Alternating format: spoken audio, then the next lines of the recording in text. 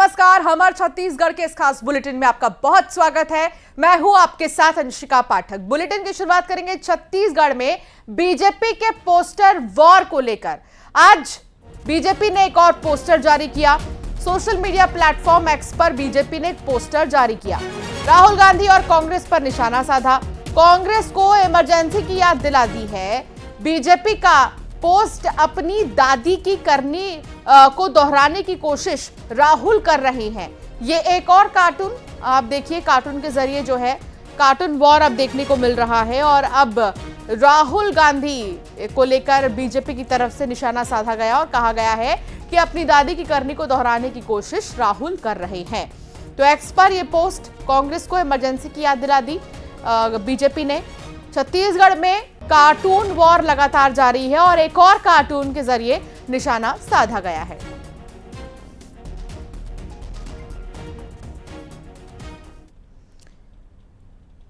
तो छत्तीसगढ़ में cartoon war जारी है। बीजेपी ने कांग्रेस पर प्रहार किया और कार्टून के जरिए लिखा है कि कांग्रेस का हाथ जिहादियों के साथ।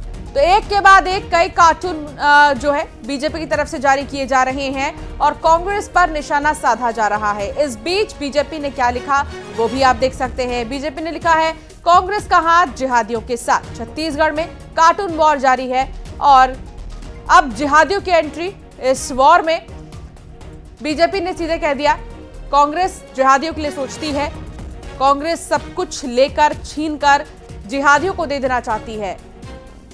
इससे पहले कई चुनावी मंचों से आपने नेताओं को ये कहते सुना होगा और अब बीजेपी ने छत्तीसगढ़ में कार्टून वॉर शुरू कर दिया है। तो बीजेपी के कार्टून वॉर पर कांग्रेस का पलटवार आया है। कांग्रेस के नेता सुशील आनंद शुक्ला ने क्या कहा ये आपको सुनाते हैं। बेहद निंदनीय है, बेहद ही अभद्र है। कांग्रेस पार्टी इसकी निंदा करती है। यह भारतीय जनता पार्टी का चरित्र है। 4 चुनाव तक हिंदू मुस्लिम मीट मटन मछली मंगलसूत्र करने वाले प्रधानमंत्री 4 चरण के बाद रो रो कर 5वें चरण में कहते हैं कि वो हिंदू मुस्लिम नहीं करते हैं। उनकी पार्टी का वास्तविक चरित्र यह है कि विपक्ष के एक नेता का इस प्रकार का कार्टून बनाता है और कार्टून बना के उनकी छवि खराब करने की कोशिश करती है। ये भारतीय जनता पार्टी की बौखलाहट है। देश इस प्रकार की विभाजनकारी, इस प्रकार की विघटनकारी, इस प्रकार की स्तरहीन राजनीति को बर्दाश्त नहीं करता है। इसीलिए देश की जनता ने 379 सीटें जहां पे वोट हो चुका है, भारतीय जनता पार्टी के खिलाफ मतदान किया है। भारतीय जनता पार्टी का यही आपको सीधे ओडिशा लिए चलते हैं जहां मुख्यमंत्री विष्णुदेव साय प्रचार प्रसार में जुटे हैं। उनका क्या कहना है सुनिए।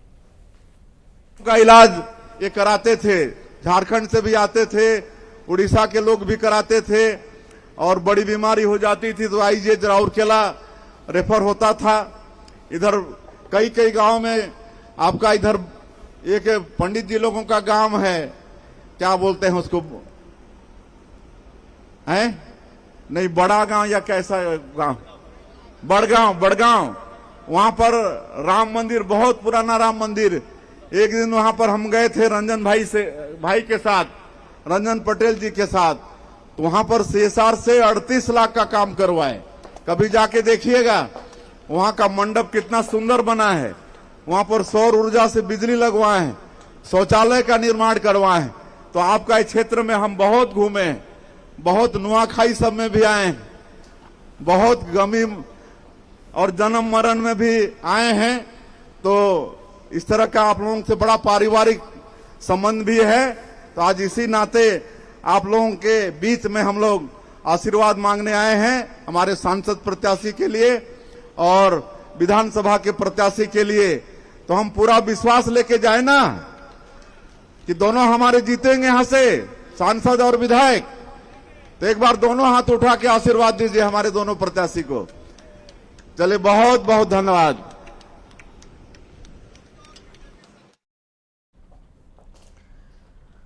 और अब बात दुर्ग की करेंगे जहां बोड़ेगांव ननकट्टी में डायरिया का प्रकोप लगातार जारी है। गांव में अब तक 40 से ज्यादा डायरिया के मरीज मिल चुके हैं। स्वास्थ्य विभाग इलाके में सर्वे करा रहा है। डायरिया मरीजों की निगरानी हो रही है। गांव में मुनादी भी कराई जा रही है। तो अब तक 40 से ज्यादा डायरिया के मरीज मिल चुके हैं। स्वास्थ्य विभाग इलाके में सर्वे करा रहा है। डायरिया के मरीजों की निगरानी भी हो रही है और गांव में मुनादी भी कराई जा रही है।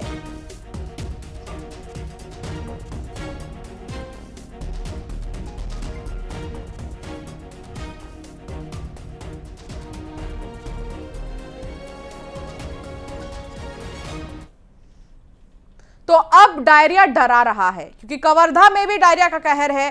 डायरिया से एक और बुजुर्ग की मौत हो गई है। 2 गांव में डायरिया का प्रकोप देखने को मिल रहा है। कोयलारी में अब तक 105 मरीज मिले हैं और साथ ही देहानडीह में 25 डायरिया मरीज मिले हैं। डायरिया के मरीजों का इलाज चल रहा है। स्वास्थ्य अमले ने गांव में कैंप भी लगा दिया है। कलेक्टर ने प्रभावित गांव का दौरा किया। गांव के कुएं से पानी पीना प्रतिबंधित कर दिया गया है।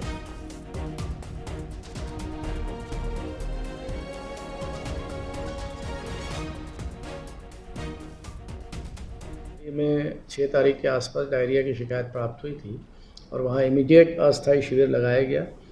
डॉक्टरों की टीम वहाँ मौजूद है, लगातार पीएचई की टीम वहाँ पे मौजूद रही है और एसडीएम लगातार वहाँ मॉनिटर कर रही है। तो अब तक वहाँ पर 67 मरीज चिन्हांकित हुए हैं, जिसमें वर्तमान में 7 एडमिट हैं वहीं स्थानीय स्तर पर और 1 डीएच में। एक मोहल्ला है भाटापारा या ऐसा कुछ नाम है, तो वहाँ पर कि जो वहाँ का एक कुआं था उसको पीने वाले ज़्यादा लोग बीमार हुए थे, तो उसको तो डायरिया का प्रकोप गांव में देखा जा रहा है और यहां पर कवर्धा में भी डायरिया के केसेस सामने आ रहे हैं। मिथिलेश ठाकुर संवाददाता दुर्ग से जुड़ गए हैं और मनीष मिश्रा कवर्धा से जुड़ गए हैं। सबसे पहले मिथिलेश, 40 मामले तो अब तक सामने आ चुके हैं डायरिया के। क्या इंतजाम किए जा रहे हैं, क्या व्यवस्थाएं हैं अस्पतालों में?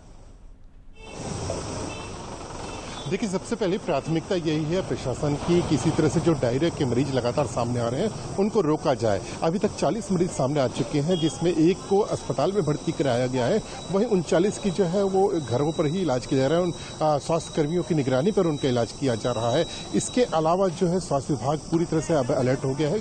गाँव में मुनादी करवाई जा रही है, लोगों को जागरूक किया जा रहा है। स्वच्छ पेयजल पीने के लिए लोगों को जागरूक किया जा रहा है। मितानिनों को यहाँ पर ड्यूटी लगाई गई है, वे घर घर जा रही हैं और पूछ रही हैं कि किसी को उल्टी दस्त से कोई बीमारी तो नहीं है। यदि उनको कोई इस तरह की शिकायत मिलती है तो उनको भी दवाई देने का काम उनके द्वारा किया जा रहा है। लगातार ये 2 दिनों से डायरिया का स्थिति इसी तरह से बनी हुई है, जब एक के बाद एक मरीज सामने आ रहे थे। अब देखने वाली बात ये होगी कि जो कारण में दी जाएंगे तो कारण क्या वजह रही है कि कारण जो इस वजह से डायरिया फैला, ये देखने वाली बात होगी। लेकिन अक्सर ये देखा गया है कि जब पानी की पाइपलाइनें फूटे रहती है और उसी से दूषित पानी लोगों के घरों तक पहुंचता है, तो कहीं न कहीं ये वो वजह हो सकती है। तो प्रशासन ये भी देख रहा है कि कहाँ पर पाइपलाइन फूटी हुई है उसको मरम्मत कार्य करवाया जाए और जो प्रभावित वाले क्षेत्र हैं वहाँ पर टैंकरों के माध्यम से पानी की सप्लाई की जा रही है, लोगों को जागरूक किया जा रहा है। सबसे बड़ी चुनौती यही होती है कि जब डायरिया फैलता है तो एक के बाद एक लगातार मरीज मिलते जाते हैं। तो प्रशासन को पूरी तरह से अलर्ट रहने की बेहद आवश्यकता है, क्योंकि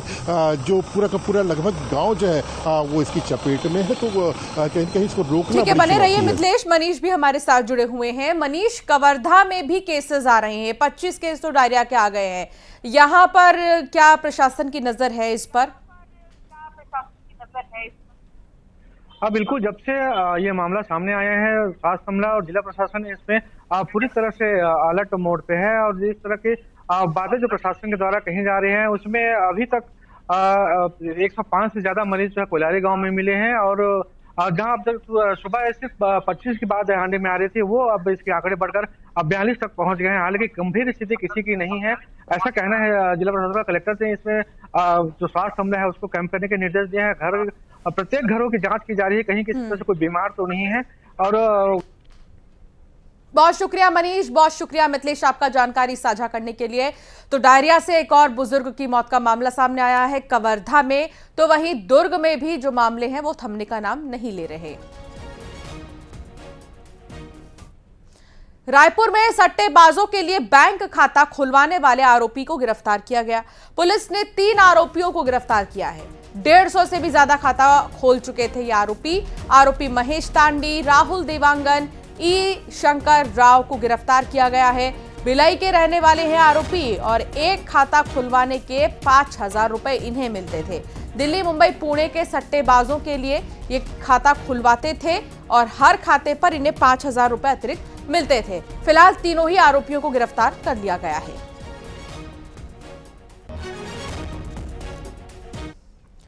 और अब बात न्यूज 18 की खबर की, जिसका बड़ा असर हुआ है। कर्नाटक में बंधक बने मजदूरों का रेस्क्यू कर लिया गया है। 13 मजदूरों को रेस्क्यू कर लिया गया है। जगदलपुर लेकर टीम पहुंच गई है। एक टीम हैदराबाद में मौजूद है। 6 अन्य मजदूरों के रेस्क्यू की कोशिश चल रही है फिलहाल। और न्यूज 18 ने खबर दिखाई थी, प्रमुखता से खबर दिखाई थी, जिसके बाद बड़ा असर हुआ है। दरभा ब्लॉक के रहने वाले हैं ये मजदूर। ठेकेदार ने मजदूरों को बंधक बना लिया था। कलेक्टर ने रेस्क्यू के लिए एक टीम भेजी थी और सफल रेस्क्यू हुआ है। 13 मजदूरों को मुक्त कर दिया गया है। जिले के कोलेंग ग्राम के गोलेंग और मुंडागढ़ गांव के लगभग 13 मजदूर जो है कर्नाटका के चित्रदुर्गा गए थे। वहाँ पे खेती और सुपारी का जो प्लांटेशंस होते हैं वहाँ पे काम करने के लिए इनके द्वारा गुहार लगाया गया कि इनको छोड़ा नहीं जा रहा है और इनका पैसों का भुगतान नहीं हुआ है करके। तो हमारे संज्ञान में आने के पश्चात लेबर और पुलिस की एक टीम बनाते हुए हमने यहाँ से टीम भेजा और वहाँ के हमारे काउंटर पार्ट जो होते हैं कलेक्टर और एसपी वहाँ के चित्रदुर्गा डिस्ट्रिक्ट के, उनसे बात करते हुए इन लोगों को छुड़वा दिया गया है। आज सकुशल वापस भी लौटे। तो जिले के दरभा ब्लॉक में जो मजदूर थे 4 माह पहले जो पलायन कर लिए थे काम के सिलसिले में, ये कर्नाटक और हैदराबाद गए थे। जानकारी मिलने के बाद जब परिजनों से बातचीत इनकी नहीं हो रही थी तो इन्होंने शिकायत की कि हमें बंधक बना लिया गया है। वहाँ पे काम करने गए थे, टेंट हाउस पर काम करने गए थे। हाँ। यहाँ से 10 जनवरी को निकले थे सर। फिर क्या हुआ? वहाँ पे पहुँचे 12 तारीख को। जी, 12 तारीख में काम में लग गए। नए 3 बजे के बाद फिर वापस आने की सोच रहे थे, क्या हुआ? जी, वापस आने की सोच रहे थे सर। फिर 4 महीने पूरे हो गए तो आज वापस आने का सोच रहे थे। हाँ। तो उसको जो एजेंट ले गया वो छोड़ के आ गया। तो उसको फ़ोन करने के बाद बोल रहा था कि आज नहीं कल ऐसे ही कर करके दिन बीता थे आज तक सर। तो आप लोग आने नहीं दे रहे थे? जी, आने ही नहीं दे रहा था सर। फिर कैसे किया? फिर लेबर कोर्ट कर दिए सर। लेबर कोर्ट में पहुँचे? जी। फिर ये जब पहुंची टीम वापस, ठेकेदार कुछ नहीं बोला, पैसा दिया? कुछ नहीं बोला सर। वो जो एजेंट है ना वो भी वहीं पे था, वो चुप गया सर। चुप गया जी। यहाँ पर का काम नहीं है क्या? काम तो है सर, फिर लेकिन उधर थोड़ा 1-2 रुपया ज़्यादा है बोल के उधर जाते हैं। लेकिन तो गलत है ना, अगर फंस जाओगे फिर दिक्कत आ जाए। ऐसे अब जाओगे? नहीं जाएंगे। तो मौजूद है अभी। और कितने मजदूर फंसे हैं? 5 मजदूर और है हैदराबाद में, जो हमारी टीम 14 तारीख को कर्नाटक से इन लोगों को मजदूरों को रेस्क्यू कराकर भेज दी थी एक एसआई के साथ में। बाकी जो शेष टीम है कल रात को हैदराबाद पहुंची है। आज वहां के जिला प्रशासन से संपर्क करके बाकी 5 मजदूरों को रेस्क्यू करके संभवतः कल या परसों सुबह तक जगदलपुर पहुंच जाएंगे। तो देख सकते हैं जो मजदूर फंसे थे 13 मजदूर, उनको सुरक्षित रेस्क्यू कर जो टीम गठित थी वो वापस ले आया गया। लेकिन अभी भी हैदराबाद में कुछ मजदूर फंसे हैं, जिसे जिला प्रशासन और जो टीम गठित है उन्हें सुरक्षित वापस लाने की तैयारी की जा रही है। श्रीनिवास नायडू, न्यूज 18 बस्तर।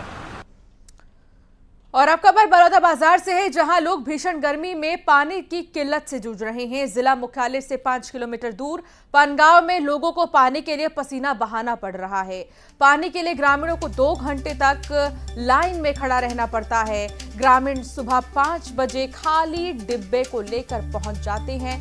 कई बार प्रशासन से गुहार लगाने के बाद भी पानी की व्यवस्था नहीं हो पा रही है।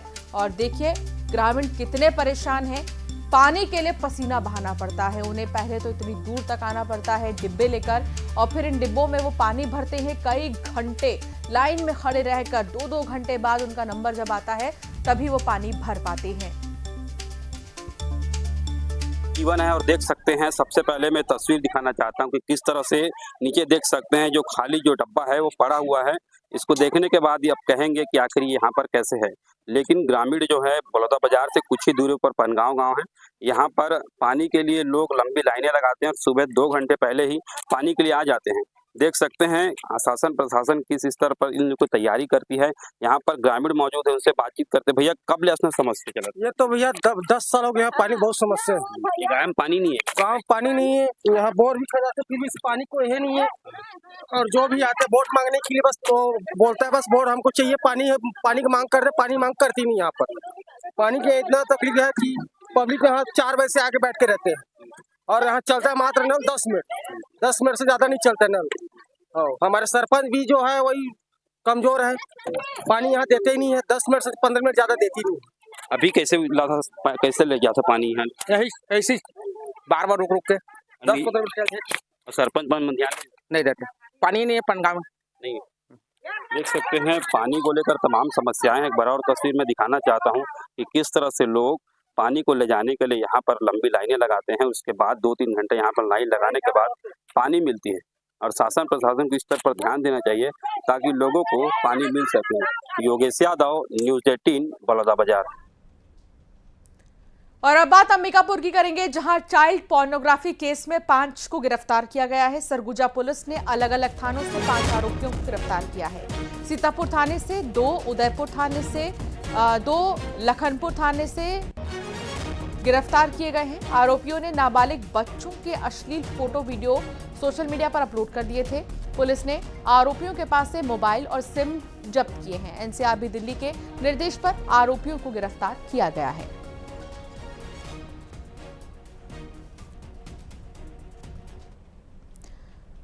महासमुंद में बहुचर्चित सेवती हत्याकांड में नया मोड़ आया है। पुलिस पर अब एक आरोपी को छोड़ने का आरोप लग रहा है।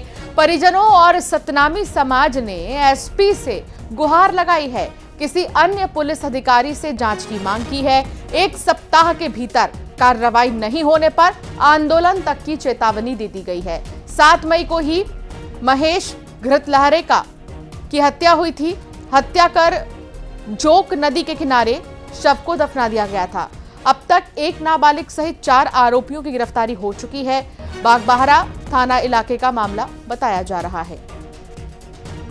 खोजें पता करिए, सब पता करें। एक दिन पूरा एक रात नहीं है इसे ऊपर दूसरा दिन में पूरा खोज के ढूंढे पूरा, तब पता चली से कि एकदम दफना दे करके इसे सनसनी पता चली से। तब पूरा पुलिस अधिकारी सब इस्तेमाल खोद के निकाली तो सही मोर पति रही से। और में 5 आदमी पूरा मिले है, मारे है, लेकिन वो 5 आदमी सही सलामत ले गए है रिमांड में, लेकिन वो 1 आदमी ला छोड़ दे है। कौन है वो एक आदमी? मुख्य आरोपी वो गणेश देवांगन है। बोला छोड़ दे है, बोला छोड़ना नहीं है। और 5 मिल के मारे और पूरा 5 आदमी पूरा सजा होना चाहिए।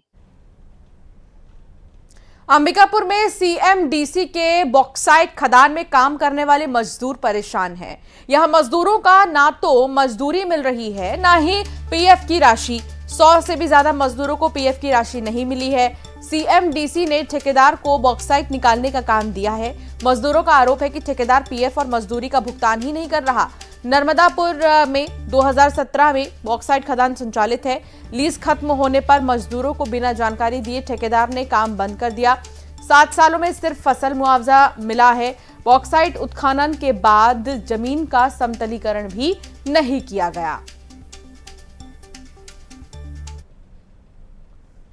मनेंद्रगढ़ में खून से लथपथ युवक का शव मिला है। रईस अहमद नाम के युवक का शव मिला है। ग्राम पंचायत चनवारी डांड में शव मिला है।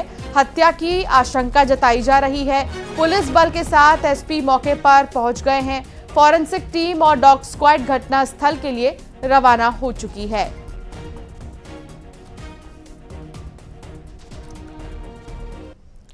तो वहीं बलरामपुर में अपहरण और दुष्कर्म का आरोपी गिरफ्तार कर लिया गया। शादी का झांसा देकर नाबालिग से दुष्कर्म किया था।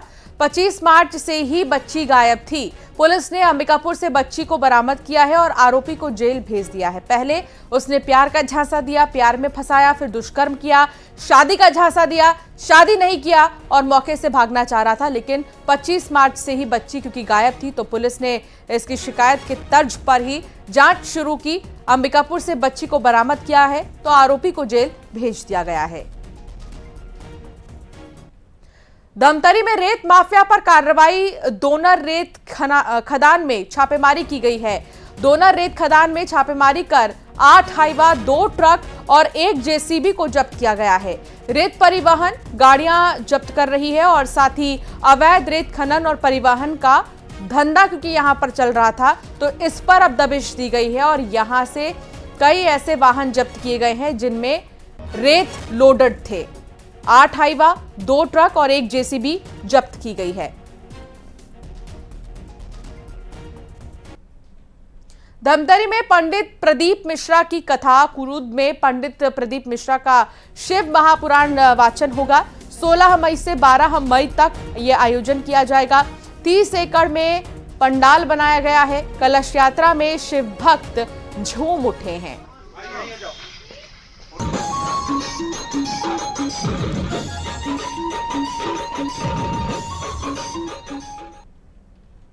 एक नजर टॉप 20 खबरों पर।